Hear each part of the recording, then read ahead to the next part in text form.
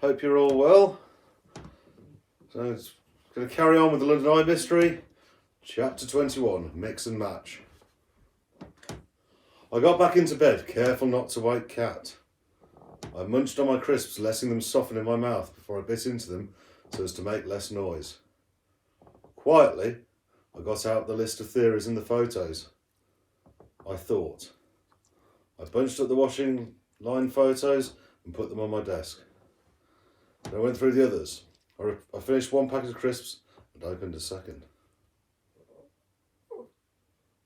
Halfway through the packet, I stopped munching and stared. I looked at another shot and stared at that too. Kat, I hissed.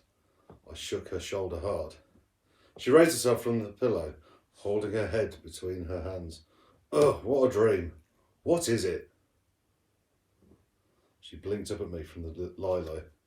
The strange man, Kat, I said. The man who sold us the ticket.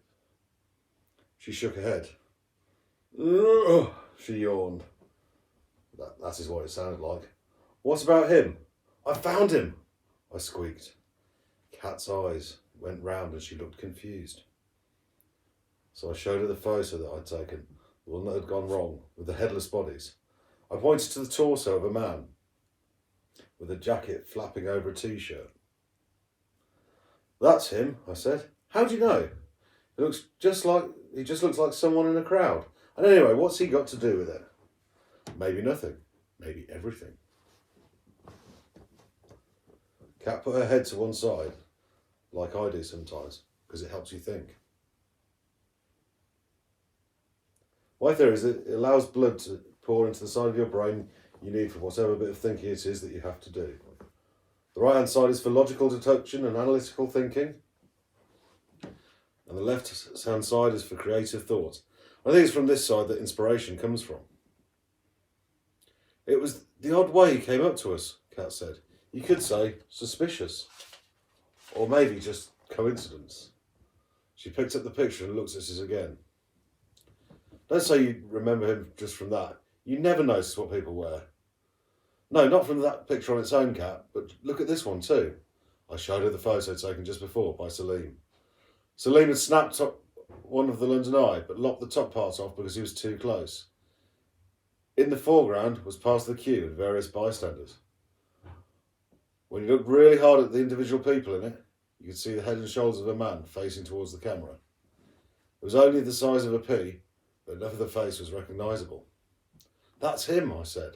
Kat looked hard. You're right, Ted. It is him. She took the other photo. That's his head and shoulders, and this is his chest and trousers. They match.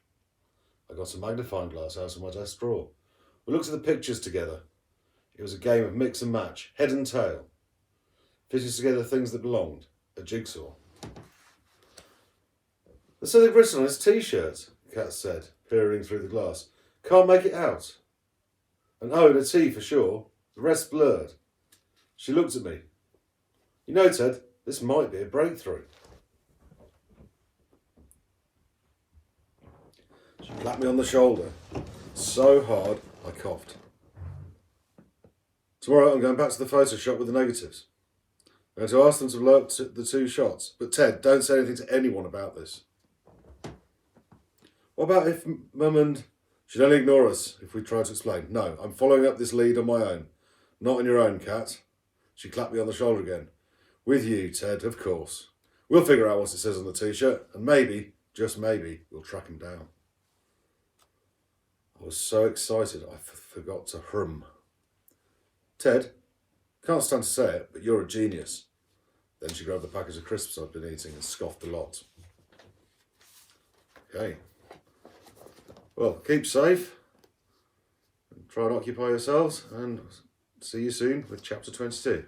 Bye.